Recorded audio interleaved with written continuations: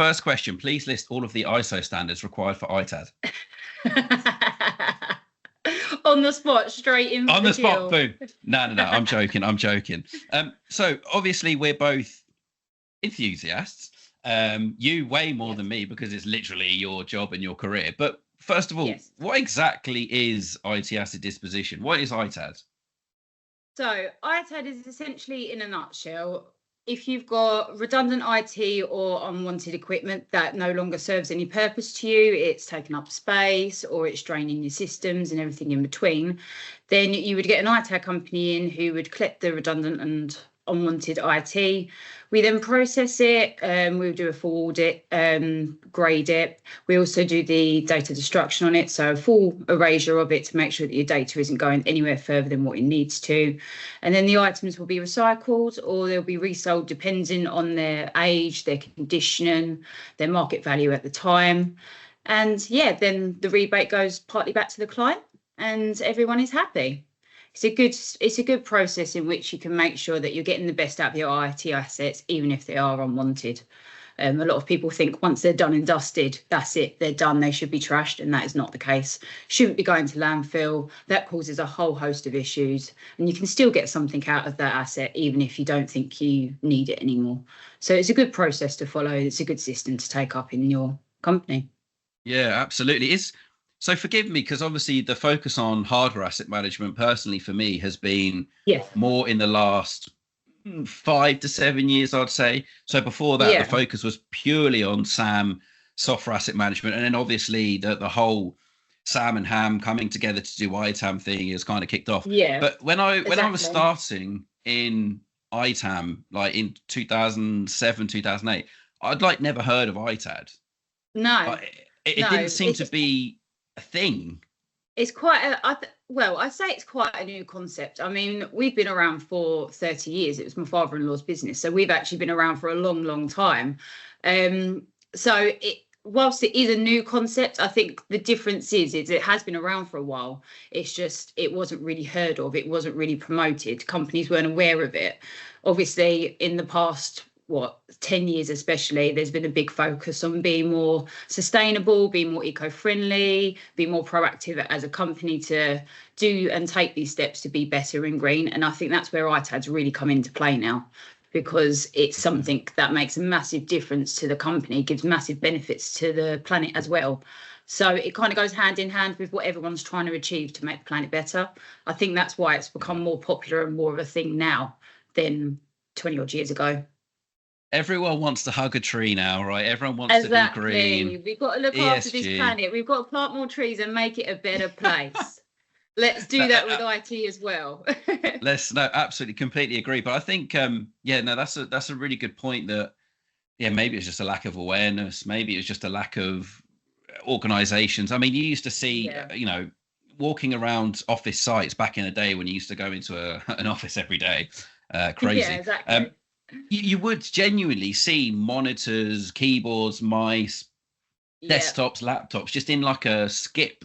Like it wouldn't. It's just be chucked in there by facilities. Ready to just be chucked and thrown away by whoever is handling it at the time, and that was just how things were done back in the day. It was unwanted. It didn't work, so it got chucked. And now this is more coming to play, the whole ITAD situation. It's definitely making a benefit in numerous ways. Like it helps companies, it helps the planet. There's so many benefits to it than just chucking it in a skip. So it's definitely something, like I said, has become more aware, just because, like you said, people have become more aware, more educated on how the process can help and how to do things to actually make a more sustainable future. You see a lot about it everywhere. So it was only going to be a matter of time before IT come into play. Technology is the future after all. No, absolutely. And I think as well, obviously technology's evolved a lot, right? So even since when I first started, like even the monitor sizes, they still had a massive back box at the back. Oh God, do you remember them? There was no way you was getting that flush on a wall. No, a big massive box sitting out the backs. They were absolute tanks back in the day. Yeah, exactly. And I think maybe as well, from an ITAD perspective, because the technology was evolving so quickly in the 90s and the early 2000s, that maybe repurposing stuff, it wasn't as attractive as it is today, because it literally went from a monitor with a massive back box to slim, just slim, slim, really slim. Exactly. That's the thing. Yeah, obviously, technology is still evolving every day, but the status of how it is, you can't really get much slimmer in certain aspects these days. Obviously, they're just developing it to make it more system friendly and to have more perks on it. But essentially, the sizes and the look and the aesthetics of it aren't changing as much to what they were, like you said, 15 years ago, when you had this big massive tank of a monitor that you needed two people to lift to move anywhere. No one's going to want to reuse that. And maybe, like you said, that is why that's come into play. As things have evolved, things have now become more attractive to recycle, because they can still be reused and they're still aesthetically looking pleasing to the eye. And everything was that whitey beige colour as well, wasn't it? It was horrible. It looked so stained. It looked like that off creamy colour, and it looked horrendous. So glad that's gone, and now we're into the silvers and the blacks and making things, like I said, more aesthetic, because that cream was doing nothing for no one. That was awful. God. That cream was doing nothing for no one. It didn't work. It just didn't work. It didn't look It just didn't work. You can tell it didn't work because they're not around anymore. So there's a reason that cream is gone and it has never come back. Everything, as I look around, everything is black or silver now, isn't it? Yeah, I guess that helps, right? It makes it fit into what people like these days. Do you know what I mean? Obviously, you can still get coloured ones. We've seen rose gold, red, blue. You know, you still do get the colours coming around from people that want to push the boat out. So there is options for everyone. But I'm glad that cream's gone. Yeah. You don't discriminate. If someone's got a rose gold or a purple iPhone, you'll still ITAD it and judge. Exactly. You know, we're not picky. We'll take whatever colour. If you're an organisation and you're buying your employees rose gold or coloured iPhones and stuff like that, it's got to be a bit of a... No, we ideally, you probably want to stick to your silvers and your blacks. Absolutely. Is that are they easier to repurpose if it's just like a standard corporate colour for things like mobile phones? Normally, because then, for example, if you've got a handful of I don't know, Lenovo's or something that are all in really good nick, still a really good spec, easily to be resold, there might be a startup company who is looking for some laptops that obviously they can't maybe afford the brand new spanking, so they want to get a second-hand refurbished that's still in good nick and still usable. They can get something all the same spec, style, colour. It just makes it uniform across the board, and a lot of companies like the uniformity. So it does make things easier. But then obviously everyone is different. There's always a home for something, for anything. There's always people out there that do like the bold colours and like things different. So on the whole, it is probably easier if they're all uniform and the same. But completely where there's a will, there's a way. Yeah, no, I absolutely. From an ITAD point of view, from your guys' perspective, it's you can sort anything out. From an ITAM point of view, I want that uniformity, because there's nothing worse than one user coming to me saying, "Oh, my colleague's got a new," like Lenovo, for example, have now started introducing the kind of MacBook grey silver style. It's like, my colleague's got a grey silver one. It looks way better. Why have I got a boring black one? You're like, does the same thing. It's literally just a change in colour. It's exactly the same thing, just a different colour. It does not matter. But to some people, it does. You'll see people that are, they've got a better one than me, or I like that one better. Just keep it all the same. Keep it all the same. It saves you a lot of issues, because you'll be surprised how many people probably kick off about that. You would be. If you're not in the ITAM space, you would be surprised how many grown-ups, adults, kick off about the colour of their equipment they're provided. It's mad. Something that's a real big gripe with me, and that I hate within organisations, whenever I go into a client and we try and look at building HAM and ITAM out, stickers on devices. I hate stickers. Do you know how many hours I have spent de-stickering stuff? God, and it leaves ghost marks as well, and it makes it a lot harder. It brings the value down. Yep. That's coming from an ITAD professional. Someone who lives and breathes ITAD is telling everyone out there, do not put stickers on your devices. Do not do the stickers. I get your asset tags. They're fine. Do you know what I mean? Put them on the bottom. No problem. But when you're sticking all these stickers on, the amount of like Macs I've had to de-stick them, we've got 20 or 30 on there. They're leaving ghost marks. And when they leave that ghost mark, you can still resell it, but it makes the value of it come down, because someone who is looking for what looks a brand new Mac on a budget, for example, it's got a massive ghost mask on it, and they're like, oh great, I can see the sticker mark from what it was. And sometimes, I mean, we've had instances where it's been an actual company sticker that has left a ghost mark, and because of that reason we then can't do anything with it and we have to recycle it. And if it's a perfectly good asset, that is just a waste, because obviously we can't let that asset go out knowing where it's come from. So we have to, for client confidentiality, we have to then recycle that, and it's just such a waste. No to the stickers. Let's stop the stickers, please. I'm definitely clipping that up for a separate clip, but I can't. It's actually a pandemic out there at the moment, and it's not helped by organisations though, because I've got a friend, Rodrigo. I'm going to name check you here because you send me a WhatsApp every single time. He works for a big company in the Netherlands, and he knows we work together at a particular client. He knows my hate of stickers. He used to joke, and he's a top guy. But every time at his new company, he sends me a picture of his HR or his legal or all these different departments, promote and say, come and grab one of our stickers, put it on your devices.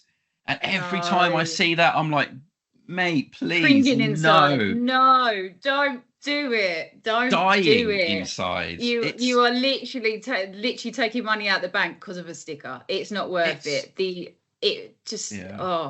Not only is it a pain, like I said, it reduces the value, or it can make it completely invalid. If we have to recycle it because it's got a company sticker on it that's left a ghost mark, then you're still being sustainable and you're still going through the correct process, but you're not going to be getting any rebate back from that. And ultimately, that's a big thing for companies when they come to an ITAD provider. They want to make sure they get the most out of their assets. We can't do that if it's got a big, massive sticker on it that says your company on it. So that could relate to anything as well, right? That could relate to your marketing team wanting to do a push for, I don't know, whatever the campaign is that particular year, but it's got the company logo still on the sticker, even if it's not actually like in big. You're saying even if it leaves any form of identification on what that company is, and it leaves that shadow, you can't resell it, and everyone loses. I also think from a security perspective, like how many people travel back and forth to London with their laptops? If you don't have a case on that, have that in your bag fully protected, say you're working on it on the train and you've got your company sticker on it, someone knows who you're working for. And then say you leave it behind by accident, because people do that. People have left their iPads and laptops and stuff on the train. You leave it there, that person knows exactly where you work, and that can get you into a lot of trouble if they know exactly what they're doing to be able to get into that asset. So I just think it's just a no. Just stop. So just stop. I know. I'm so glad that you share that. I was really worried when I said that you're going to go, oh no, they're really easy to get rid of. Actually, it's fine. No. But some of them can be. Some of them can come off nice and easy, and it's just a pain for me, but I'll take it.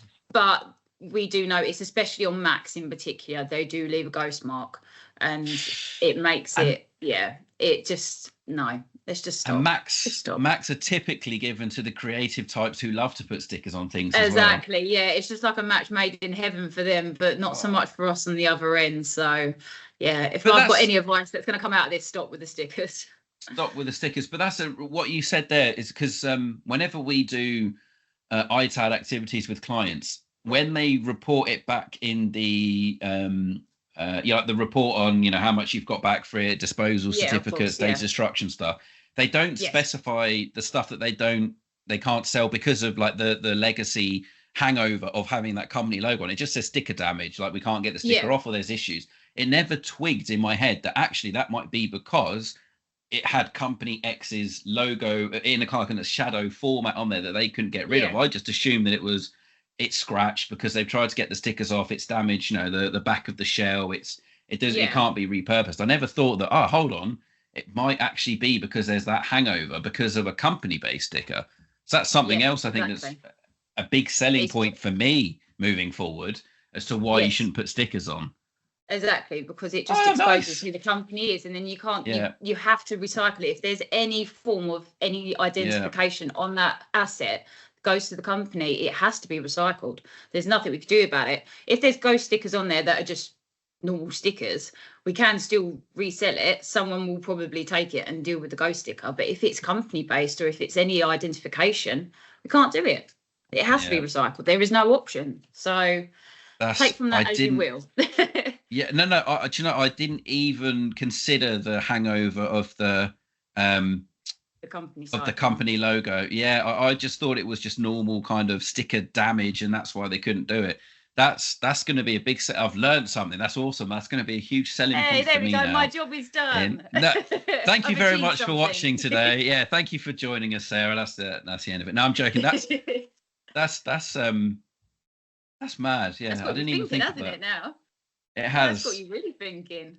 It has. That's going to be part of my push for ITAD and also the push for lack of stickers, because I've not considered the hangover of the company logo. Awesome. That's definitely going to be clipped up as an individual clip. Definitely. That's mad. Didn't think of that one. So we've mentioned when we did the intros at ITAD, you mentioned there about how organizations are really embracing ITAD because they've got big green IT, ESG, sustainability goals, etc. Yeah. Like from your point of view, obviously we know the answers. It's a huge benefit, but doing the ITAD process, realistically, what is the actual benefit in your corporate green IT sustainability? Like, what's your sell when you're going into a new client about that side of things? How ITAD can help? Well, I mean, there's numerous ways that it can help. Obviously, you've got the basic ones and the obvious ones. Like you said, you can get rebate back for your stock, which obviously is additional cash coming back to you. That can also help with your tech debt as well, because obviously if you're looking to buy a new tech and you can't exactly buy it right then, right now, if you recycle your old stuff and get that resold through an ITAD, that gives you that lump sum of money that you can then invest back into your business. So you can modernise your business, you can improve your business by that avenue, which obviously a lot of companies do look to do, especially when warranties come up.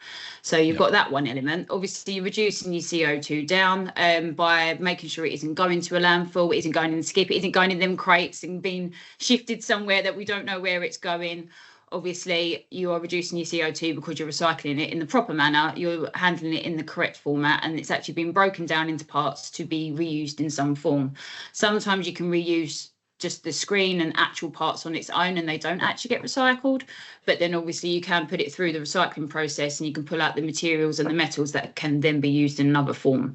So that's a really good way to making sure that you're aiding your sustainability projects and any of the targets that you've got within a company. Not only that as well, the most important one is your data as well, because back 15, 20 years when you used to just chuck your laptop in the skip and in the landfill, anyone can pick that up. And I'm not being funny, passwords weren't really that great back in the day either. Anyone can probably hack into that. And there you go, all your data's out there for the world to see. We see so many leaks of data from so many companies. And the easiest and the best way to try and avoid this is to go through an ITAD company who have the proper measures, the proper systems, the proper protocol in place to make sure this data is gone and erased. It protects your company, it protects you. Not only are you aiding for a better planet, making yourself more sustainable, making yourself more green, reducing your CO2, you're also getting money back for it as well. Yeah. I mean, there's not really a reason to not use an ITAD. I know some people obviously like to try and keep it in-house and do it themselves, but then you've got to have a lot of manpower, you've got to have a lot of knowledge, you've got to know the systems, you've got to have all the systems in place, and they're not cheap to run and be cost effective. It makes more sense to hand it out to someone who can then handle it for you, who knows exactly what they're doing, and then just get your money back for it. I mean, it's a no-brainer to me. Yeah, I completely agree. I think it is a no-brainer, and I think you meant the key security angle that you just said there is massive, right? How many times do you see on LinkedIn or Computer Week or something that there's been another data breach here, there's been another data breach there? It's just crazy. And to be honest, a lot of that can happen when people try and do it internally themselves. They think if they reset it back to factory default, you're sorted. That is it, and that is not it. That's the thing. We've come across so many people that are like, "Oh, I've factory reset it, so it should be fine now." And you're like, "No, no." You need to make sure you're using a legitimate, legal, proper system in place that can actually fully erase that data even then, even when you have these systems, you have to make sure you're using the right setting for the right asset and making sure you're doing it the correct way. Isn't just a simple case of having the system going, oh, let's run that and it's done. You have to make sure you're setting it up correctly to make sure it is run on the correct setting, to make sure that it is completely erased in the right form. And not only that as well, even if you decided you didn't want to do that and you want to take it apart and shred it, you still need to make sure you've got a suitable shredder that shreds it right down to the right millimeter. And they're not cheap either. So you need to make sure that you're going to the right place. Yeah, I'm learning so much. Right, selfishly, from an ITAD point of view, the actual process of it, when picking an ITAD provider, you're like, yeah, you got all the certifications. Yeah, we've seen your warehouse where you do it, but you don't actually know the nitty gritty there of what you've explained about having the right settings with your data destruction tool, the right millimeter of shredding stuff. So that's really interesting. So when you start on the first point there, you mentioned about the right settings for the right device. Does that mean, like, for example, like I just assume that the tool, like things like Blanco and stuff like that, you literally just plugged it in, click Blanco, whatever, loaded it up and gone boom, and it completed and off you go. But you're saying it's actually more complicated than that. I mean, to a degree, obviously, you do plug it in and you run the system. But then when it comes to the actual erasure point where you click your button to go erase, you have, I think it's about 8 or 10 different options and different settings on which you can erase, and you need to make sure you're selecting the correct one. If you don't, it either won't erase properly and it will fail, or it won't completely get rid of that data. So you need to make sure you're actually using the correct setting for the right ones. So there's been a big article that has come out recently on this. So it is one that's been, essentially, a company has retested all the different ways of wiping it and realised when they went back into it that it wasn't doing what it should be. So they've gone, this is the setting you should be using for XYZ, blah, blah, blah. So it's things like that unless you're an ITAD, you wouldn't know. So you could think you're erasing your data correctly and it actually might still be on there. So you need to make sure you're using the correct settings for the correct system. So, okay, so how do you so that's crazy. So you mentioned something you said in there as well about is if you don't have the right settings for erasing the right system, the actual data destruction tool can fail, right? Yeah. If it fails and you've got the right settings in the system, does that mean you can't repurpose that and you have to go and shred the hard drive? It would mean we would have to shred the drive if like we use Blanco, for example. So if Blanco was to fail and there is no avenue in which that we can rerun that to clear that and it is a fail, then the drive will get dismantled and will be shredded. If it's soldered to the board, then the whole thing gets shredded because there's no way of taking it out. I know, painful, but it protects the data. No, of course, yeah. The data breach could be way more painful than, selfishly, from an ITAM point of view, not getting rebate back or not being able to reuse it. But exactly. Why would it fail? Like, what causes, like Blanco, for example, to fail the data erasing? Well, I mean, there's numerous things. It could be that, like I said, someone hasn't used the right setting and hasn't had the knowledge to make sure that they are changing it to get the correct setting. Sometimes people will think it's the right one, they'll erase it, it's failed, and they've got, it's failed. So sometimes that can be an element. Sometimes it could be something to do with the actual asset itself. If the drive's damaged, sometimes that can affect it. There's numerous little technical things that could be it. But for us personally, if we've run it on the correct program and we know it is a fail, we would take that drive out and shred it because it's better to be safe than sorry. Yeah, it's done. It's protecting the data, and that is our main job as an ITAD, to make sure that data is gone. So that's our priority. And get your clients the best prices. And get our clients the best prices. To everyone who's from the ITAM world watching, data is obviously important, but the right prices is obviously massively important. But so that's crazy. So what kind of percentage of one, say for example, you did a big collection, or on your LinkedIn, highly recommend you go follow Sarah on LinkedIn because she posts pictures of when she's doing a project, when they're doing a complete office like refurb. You go and see the before and after pictures, and it's gone from those beige coloured monitors and desktops to lovely new Lenovo's and that. Yeah. But so when you're doing something like that, when you've got en masse devices, is it a small percentage rate that fail all of the Blanco or other data erasing tools are available? It generally does tend. Is it small percentage? It generally tends to be really small. Yeah, the majority well, in our experience anyway, because I can only talk in my experience, Yeah, but of course, yeah. from the collections we've had, it will be a very, very small amount. Sometimes we don't get any at all, which is fantastic. But yeah, we're talking probably in the 2%. So it is a very small. Blanco is a fantastic system. It is really, really effective. It does exactly what it says on the tin, and that's the reason why we use it, because in our opinion it is the best of the best, and that's all we want to provide for our clients. But obviously you're always going to have that element of a fail. It doesn't mean anything's happened with Blanco. It doesn't mean Blanco's incorrect. It's just something else has happened and it's just not worked. It's going to happen. It's one of those things that you can never get 100% success in anything, but to make it that 100% success, take the drive out, you shred it, and then 100% has been wiped one way or another. But yeah, very small, about 2%, I'd say. It is very, very minor if it does happen.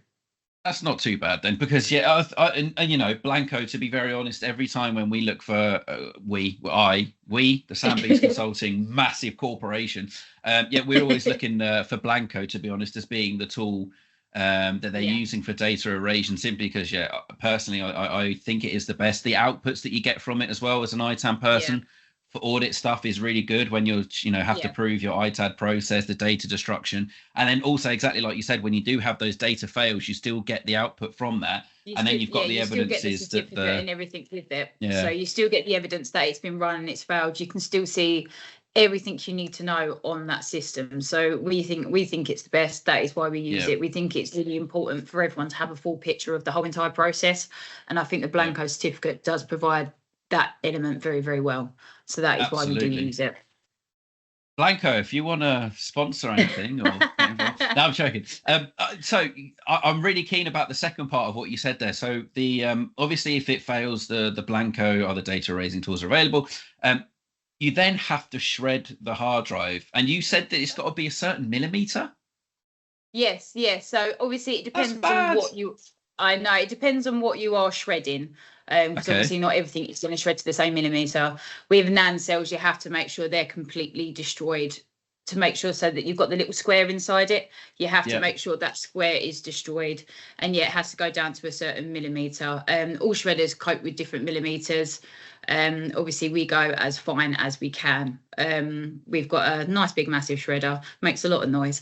But that does shred it down really, really well. And you have to make sure you're within a certain protocol. This is obviously for an ADISA kind of concept side of things. There is no like legal, I suppose, requirement in the ITAD world, because there isn't really a set rules and regulations protocol spreadsheet. But for an ADISA standpoint, it needs to be shredded right down. We go as low as we can. So within the smallest millimeters we can get, really, really small. So there's no way that you're putting that back together. And that's the whole point of it. You shred it within an inch of its life so that you cannot put it back together. It's completely destroyed without any form of putting it together. So gone are the days where you had that tool where you used to put the hard drive in it and just and it used to like just the hydraulic crusher. Yeah, we still have ours. We don't use it, but it's still there just because I feel like it's one of those things. It's like a memory, a time lapse back in time. But so that wasn't effective. I was never back in the days pulling that right down. That is hard work. That gives you a good arm workout, I tell you. But we don't use that anymore. That's not a good effective way of destroying your data. But it still sits there. But it wasn't effective, you're saying? No, well, you have to make sure you'd have to literally puncture it in the exact correct spot, and that could be very tricky to do. And not only that as well, if you only get it in the corner, then you've still got the rest of the NAND cell, which you can then technically get back together and put back together and then get some data out of it. Damn. So I would never recommend hydraulic crushing as an effective way of getting rid of your data. Wow, okay, cool. So gone are the days of those crushing things. Gone are the days of getting your arm workout in, pulling that thing down. No more. With a pile of hard disk just outside in a courtyard, just going. I know. Oh, man. Oh, times have changed. And then what happens once you've shredded that hard drive, for example? When it's all really fine and it's all been done and you're happy with how it's done, what happens to the shredded stuff? So that goes to the recycling facility. So we use a recycling facility after we've done the data erasure process, and they will then break it down even further, extract what they need to extract out of it metal wise, and then repurpose it and reuse it in some other form. So the plastics, the metal, different elements that come into it, they will all be separated and then moved forward and reused in some form. So yeah, so when they get shredded, they go. So again, no data can be taken out of them, but then they still get further recycled after that point. So it's not like they get chucked in the skip after the fact. We don't do that. It all goes to recycler afterwards, and it's done correctly by the book. Nice. And is there anything in modern day IT equipment, primarily I'm talking here, that can't be recycled, or can literally everything nowadays be recycled? I would say pretty much everything. I'm trying to think of something that can't. I mean, motherboards can, servers can, laptops can, keyboards, mice, you can break them down as well. Nice. I would say pretty much anything. I mean, there may be something that I can't think of, but there's nothing I've come across from working at JBC that we haven't recycled. So nice. We've seen a whole range of things. So yeah, no, I bet. But I think that's a testament then, going back to what we said at the beginning about those old clunky, massive things that had very little resale, recycling value, that they've made equipment in a way that a lot, 99.9% of the components will say. That's not an actual fact, by the way, before anyone clips that. But the majority of it can be recycled. And that's kind of testament to them as well, a little bit, in the fact that they're making it in a way more sustainable way, so that they are thinking at the end of the life. Not only are they trying to do the sales pitch and say, oh, look at our shiny new hardware, it's amazing, it will change your life, that actually they're also thinking at the end of it, what part of this can we actually recycle, make sure everything can be. Yeah, exactly. It's a good approach to have, because there's a lot, like I said, back in the day, there was a lot of things that just got chucked and it added a lot of pollution to the planet. It's good now that everyone is thinking of steps of how to make everything that we're doing and touching more sustainable. It's the way forward. I suppose that's how our future is going, and that's how it needs to go, to make sure that we sustain a good lifestyle. So it is good that everyone is thinking them couple of steps ahead. And all of this good work that ITAD companies like yourselves are doing to protect the planet is then being completely destroyed by the data centers from the likes of Microsoft and Google that consume way more power. That article that came out earlier the week. I did see that article the other day. That is madness, honestly. But I mean, I know they use renewable energy and all that stuff, but it's like, I wonder, all of this good work that people are doing to recycle stuff and be green, and a lot of organisations. And then you've got these coming through going. Yeah, it's like, is that just going to ruin all your hard work? Yeah, exactly. Oh, yeah, that's a completely different. But it just made me think about how all these organisations are like, we're doing ITAD, we moved our data centres and server rooms to the cloud. This is how green and amazing we are. And then you see articles like that, and you're like, yeah, is it really as green as what we say we are? Yeah. All we can do is try our best, and all we can do is keep pushing forward. Maybe at some point there would be a solution, but it's just from an ITAD perspective, it's definitely the way forward. And you mentioned just going back beforehand, you can't think of I think you said you can't think of a reason not to do ITAD, right? Yeah. For example, if playing devil's advocate, so I've gone into clients before, maybe on the smaller side, and when I've been pushing the ITAD message to them and the benefits and stuff like that of it, a lot of their answers at the moment, they're obviously it's either being kept in a storeroom, or they're using a different partner who literally take it away, and then that's it. They take it away for free. That's it. It's gone. It's no longer our responsibility. Because they don't feel like the assets and what they have, they're going to get the money back for it compared to what the collection fee is, the processing fee, all of that kind of stuff. Which in some cases, you can understand if you've never done it before, you've never seen the benefits of it, that you then go, of course, why would I pay someone to come and pick it up and then pay them to process it and then get £5 back for it, kind of thing? Yeah, of course. So what's your kind of argument to those, I'm going to say stubborn, but those kind of organisations that don't look at the bigger picture from a green IT sustainability, and also the fact that £5 is £5, it's still potentially profit, right? How do you go about combating the almost not naysayers, but the people that just go, we got a company, they come pick it up, that's it, I'm done. They do it for free. If they sell it, they get the money, whatever kind of thing. How do you combat those guys? There's numerous ways you can really look at it. So obviously you said, for example, that they pay X amount for the collection, X amount for the processing, and then they might get £5 back as our argument figure stakes. My suggestion then would be to them people to then look around at different ITADs, because not every ITAD is the same. Not every ITAD offers that kind of process, and everyone is different. So some might charge XYZ, some might just charge XY. They might be doing the exact same process. They might be certified to the same standard, but they just have a different internal way of going about it.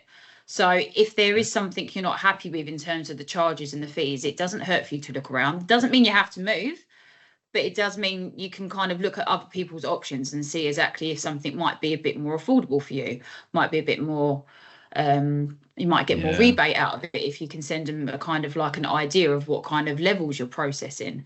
So I would definitely suggest to people to look around. Just because one person charges that doesn't mean all of us charge exactly the same. There's a set fee and that is it.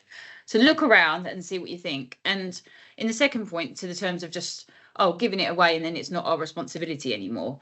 If you don't know exactly what they're doing with that, it goes back to the data straight away all over again in my head. If you don't know what they're doing with it and they're just going, factory reset and we sell it off, then your data is going to be sitting in Joe Blogg's house over there. And if Joe Bloggs is someone who knows what he's talking about and knows tech, Joe Bloggs can leak everything out to the whole entire world. And then it's going to come back to you, the person who authorised this company to take it without actually doing your due diligence. I can never say that. And actually seeing how they do their process. So it's twofold. It's definitely worth having a look around, talking to different people, seeing what options are out there and seeing what works for you as a company. What works for one doesn't work for the other. Everyone does it slightly differently, even though we do the same thing.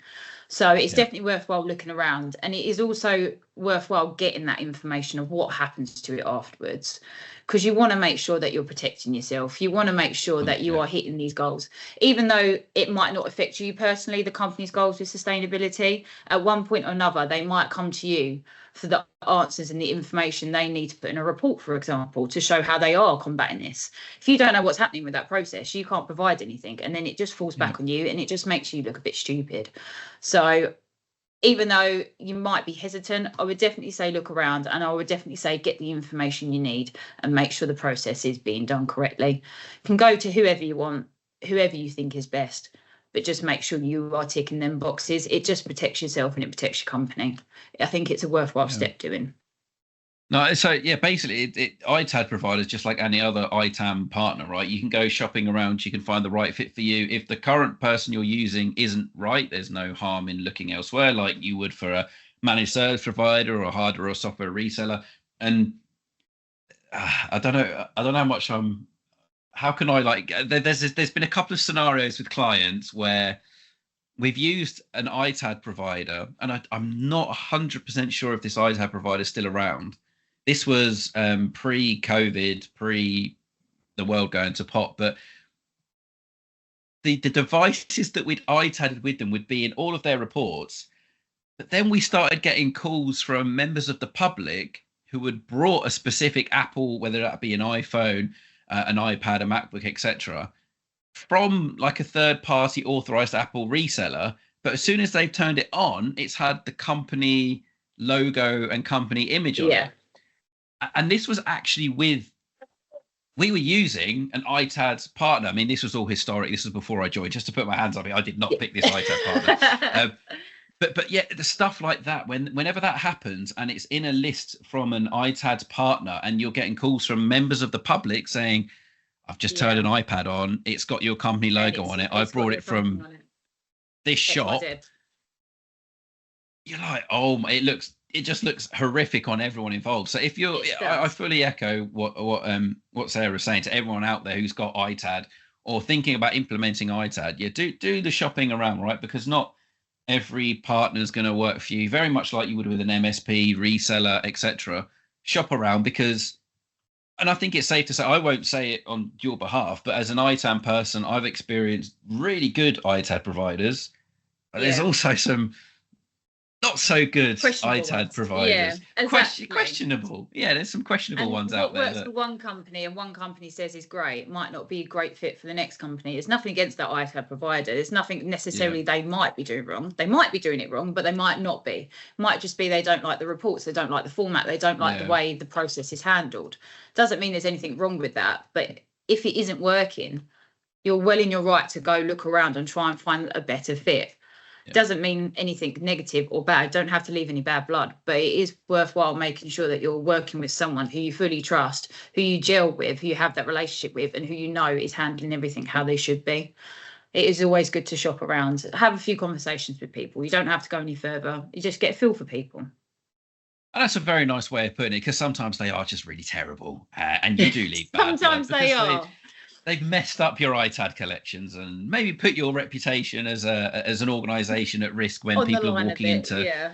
They're walking into CEX, for example, buying an iPad, an iPhone, and it's got your company logo on it when they boot it up. That's not a great look. So no, absolutely. So tell me more a bit about JBC. Like, who are you guys? What do you guys do? What's your sweet spot, etc.? Because you mentioned at the start, you've been going for over 30 years in ITAD.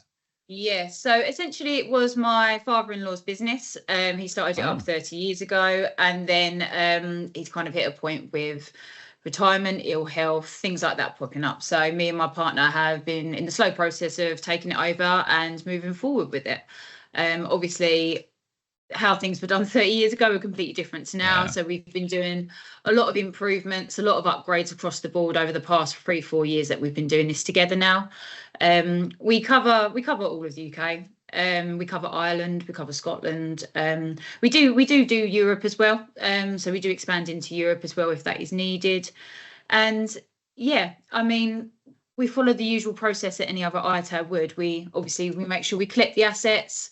Everything is barcoded, everything's labelled, everything's zip tied, everything's accountable for where it's meant to be.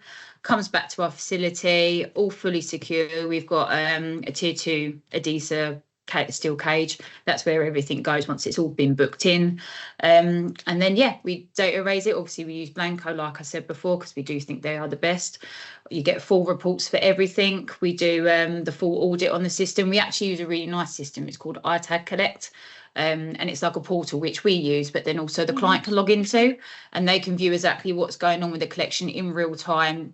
It says who's processed it, at what time, who's processed it at what time, who's done this, who's done that, who did this data erasure. So it's really nice in terms of an audit trail for a company if they need to be able to prove and show you exactly what's done. So we use that system. Everything goes onto there, everything gets logged. Obviously the data erasure of Blanco reports go onto there as well. And then when we do our reports send out for the customers, we give all the specs, all the information, we grade it, give the condition, anything that's wrong with it, ghost stickers or anything else like that, but any issues that is wrong with it. And then got to get there in there somewhere. And then, with the rebate as well. I mean, we like to try and keep things very simple. People can make it very complicated, and it can be a very complicated process, depending on the size of your company. We try to keep it really simple. We try to take the stress off you. In the end of the day, this is something that is coming back to us that we're going to handle. We want to take that stress off of you. We do reinstallations, we do decommissionings, we do office moves. We do kind of the full wax. So, it's been enjoyable. It's definitely something we're moving forward. Every day we're learning more, every day we're progressing, and I think that's really important in a company. You want to make sure that the company is moving forward, is being able to constantly improve, constantly learn, because it isn't just a black white, oh, I've done this and now I'm a fully fledged ITAD person. You can always continuously learn and grow, and that's something we really strive for. We're a really close group of people that work together, which is nice, really friendly. We try to keep it nice and relaxed, but obviously we do know when things need to be done, and everyone is very aware of their role and what they need to do. So, and your family business? We are a family business, yeah. So I work with my partner. So far, we haven't split up yet, so it can't be going too bad. Everyone always asks, how do you manage that? And I'm like, it's just, I don't know, it's just, it works for us. So but do you not think, compared to, again, obviously, certain ITAD things work for certain organizations, but the fact that you guys are a family-run business, you've kind of got more attention to detail, you've got more pride in your work. I'm not saying that the big corporations that do it don't have it, but because it's your family's business, it's your family's business reputation on the line. Well, that's the thing. I do agree with that. And I also think as well, it helps the fact that obviously you do have ITADs out there that are thousands and thousands and thousands of employees. They're massive, massive organisations, which is fantastic. Obviously, we're not on that same scale. We are smaller. But then also for us, it means a lot more. Being a family-run business, being a smaller company, it means a lot more to us. We take pride in what we do. And I'm not saying anyone else doesn't, before anyone comes at me. No, of course, yeah. But for us personally, we take pride. Everything is really important to us. Every client is really important to us. We make sure we try and keep in touch with people. We make sure we do our best every day and constantly improve and make sure everything is done exactly how it should be. We make sure they're happy, because it's important. Because if we lose a client, that's a big hit for us as a family company. Do you know what I mean? We don't want that. And luckily, we've never really been in that position, which is nice. So we like to take pride. We like to make it is important. It's something that's constantly talked about in the house because we're together all the time. I feel like every day is a family meeting where we're discussing something and talking about something, which is great. And then we've got a person who works with us called Terry, who's one of my partner's Ollie's friends. So he comes down, knocks on the door every morning, like, hello. He comes in with the kids, and when you're like, it's a whole family affair. But it's great because where we are close, you can have them hard conversations as well as make it fun, which is nice. It makes it a really nice environment to work in. I think when you've got a nice environment to work in, it makes all the difference as well, because that reflects out to your clients, that reflects out in your work. If you're stressed and bogged down and things are political, I think that makes a real difference on how you approach your work and how well you want to do that. And we don't have that, which is quite nice. So every day we've got our best foot forward and like, right, we're going to make this a good day. Like, we've got pride in what we do. We want to make sure everything is going how it should be going. So it is nice, and we take care. We are small. It means a lot to us. It's like one of those shop local kind of things, as of going with the massive corporate companies. It means a lot more to the little coffee shop that's family run than the Costa or the Starbucks, that one customer. So it's, I suppose, a similar kind of aspect to us, really. But I completely agree with everything you've said there, because it's obviously not on the same kind of scale, but being an independent consultant with my own business myself, one of the things that I really struggle with is that expansion side of things. So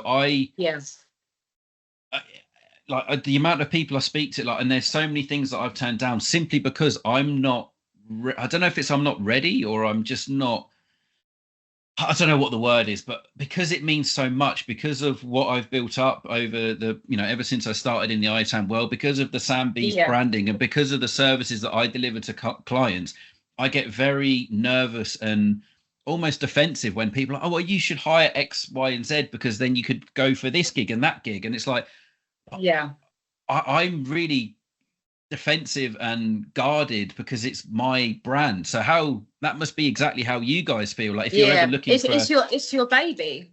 That's the thing, it's your baby. Exactly. You want to do anything to protect it, and you want to make sure any change interesting and it's going to work. I think sometimes that gets lost in the bigger companies because it isn't as personal. When you leave, if you're in a bigger company, when you leave work, that's work. Whereas for us, it's also 24/7. Our company, it is us. It's when it comes home, it is us. So it makes a massive difference, and it does mean that we just kind of want to put everything into it. And like you said, you're really, really careful about what you implement and who you bring into it and what you talk about and how you go about things. But I think that's good because it shows you've got that level of care, that shows you've got that level of respect. It shows that you really want to think things out. And I think sometimes when decisions are made too hastily is where issues can come up. So I think I don't think it's a negative at all. I think it's a good thing. I think our clients like the fact that we can give a lot of care to them because it means so much to us. And I think they do like that. No, I completely. They're not just a number.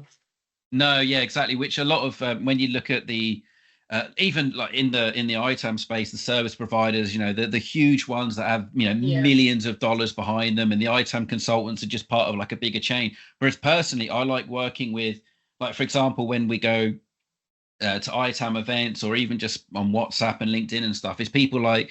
Alex Golev, who does Sam Expert, like Tony at Siniega, who's built up, he's basically at the moment playing football manager and hand picking the top consultants from around the world to do his stuff. And, we even spoke about this. We don't see each other as competition because we like to network and partnership with each other. If I've got a challenge with Microsoft licensing, for example, I recommend Alex. If I've got a problem with cloud, FinOps, GreenOps, etc., I recommend Siniega and Tony and his team. If I've got stuff in ITAD, for example, that's UK and Europe based, for I put your name out there, for example. Yeah, and I think I much prefer doing that with people that I know and I trust than going, that's it, I'm going to hire 5 people. I'm going to put it out on LinkedIn, look for applications. And it must be the same for you guys. You mentioned there that one of your colleagues is your partner's friend. So that must make it easier, that they understand the importance of JBC. Exactly. They understand what it means to you guys, rather than just getting someone, no offense, someone in off the street who doesn't buy into that from day one. It doesn't have that same awareness and loyalty. That's the thing. It's nice knowing that anyone who works for us has come from that space where they know, because it is ours, that we put so much into it and we care so much about it. Absolutely. And they also have that same attitude. And if someone didn't have that attitude and didn't treat it in the same way as us, then ultimately it wouldn't be the right fit for us. We would take it very, very carefully, exactly the same as you. And if there's something I can't think of an example, but if there was something that we couldn't handle, then I would rather recommend that to someone I trust, as opposed to going, we'll get, like you, 20 people in to do it, because that isn't the setup that we want to go forward with. We want to make sure that everything is exactly how it should be. And if it is something we cannot do, I would rather pass that to someone who I know can do it to the same level that I would like to. But I might not be in a position to. And what does JBC stand for? Does it stand for anything? Yes. So where it was my father-in-law's business, he named it after his wife. So it is right. Okay. It is her initials mixed up, but I won't say them because I don't think don't keep no, absolutely keep that mystery. It is essentially my mother-in-law's initials. Right, got you. So that's where it's come from. So there you go. Nice. Family running through and through it. Family running, but Sarah and Ollie as well never reveal what the JBC actually stands for. It will always just be known. Everyone's going to have to put in their guesses. We'll have to run a competition or something. Guess what JBC stands for. Well, there you go. And with JBC, what would you deem as your sweet spot, or like your dream client? What's the kind of size, the quantity, the location? What kind of is your, where you just go, they're a bit of us, that client? Oh, that's a hard one. Only hard because we've got a full range of people, from the lowest of the lows to quite big companies. And obviously we're happy with all of them and everyone, because most of the clients are someone we've worked with for a long, long time, who have become actual friends, who is more of a pick up the phone and have a chat, as opposed to very professional. So we cater to everyone. I would say kind of where we're going with what we've got lined up and the things that we've got coming up in the end of this year. I would say we're starting to approach more towards the slightly higher clientele. So, for us, the slightly higher clientele would be, I suppose, in the multiple thousands worth of employee people that have all the assets that are running through. I mean, we can handle quite large scale. We've had, there was one instance, I won't say the name from the company, but we got, I think at one point it was about 17,000 units of stuff that come in from them at one go.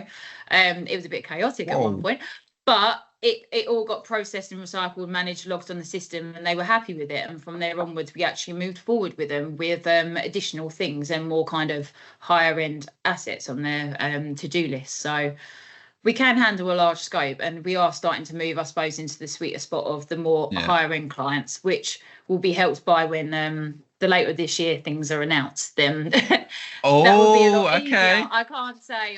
No, of course. If I say.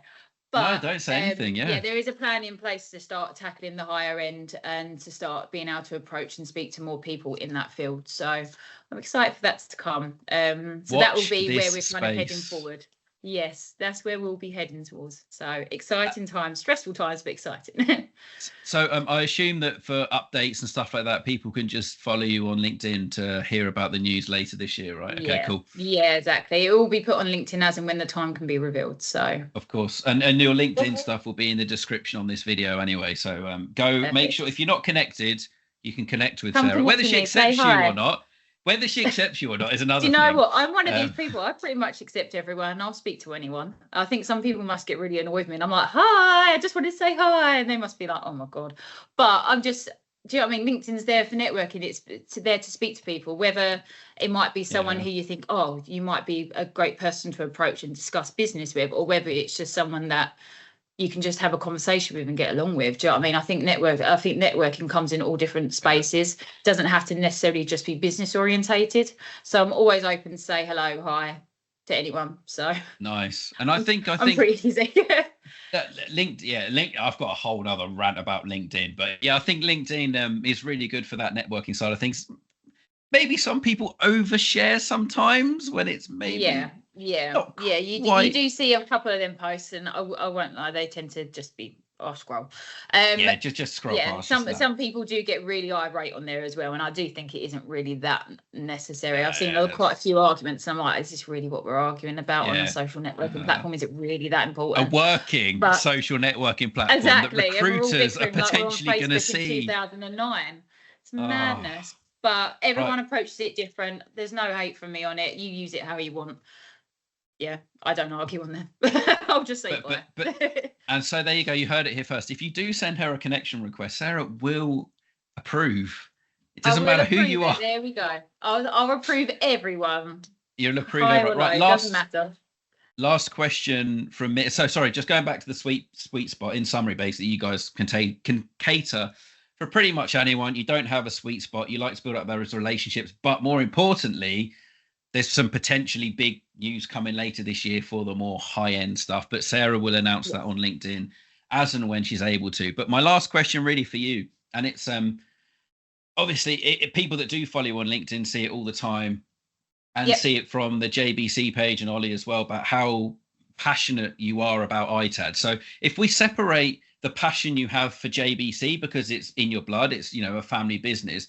If you look at ITAD as the process, as the function, like, why do you love ITAD so much? Why are you passionate about that ITAD side of things? See, for me personally, I think there's quite a lot of different layers that apply to this one. But first and foremost, I love the fact Peel back that onion, Sarah. Peel it back. Peeling it back bit by bit. But I do think it's great that we are in a place and we're in a business that we can actually help people and we can actually better the planet, and there's a lot of different layers to that we can benefit. So not only are we doing something sustainable, we're recycling, because we recycle at home. We're big advocates of making sure that we're doing what we should be doing with whatever it is. So it's good to know that our business also replicates that as well. So it's good that we can recycle. We're recycling, we're making sure that we're doing everything ethically, we're doing everything we can to make sure that we're aiding for a better planet and a better sustainability going forward. Not only that, we can help people. Some people, we've come across companies who are really stressed out. They have all this stuff. They don't know what to do with it. They don't know what ITAD is, and it's just all a bit for them. And it's nice that we can just go, look, don't worry about it. This is all we need from you. We'll handle the rest. This is everything that will go through. You kind of hold their hands and help them through it. And it's quite nice because it takes a massive stress off of them. And it means that it's something we can take off of their shoulders and actually help for them. So that's also a nice thing. Also, it's nice just to kind of see as well, like the technology and how it like develops and improves, or how far it has come. Because we'll get some bits back, we'll get some bits in and we're like, wow, okay, that's old. But then you compare it to like the newest one that we might have and you're like, it's just crazy how much it's developed and how things have changed and progressed. So it's really nice to see that element of things as well. I just really enjoy the whole process and what it's about and everything that it stands for. I think it's a really good thing to be moving forward in. It's a really good area that I think needs to be pushed out more and have some more legislation really behind it, because there's nothing really telling anyone to do anything. And I think it should be a more strict in place that people should be doing it. But I just think it's a really good place to go. Technology isn't going anywhere. If anything, it's just going to get better and better. So there's always going to be a need for ITAD in some area or another. So I just think, I just really enjoy it. What can I say?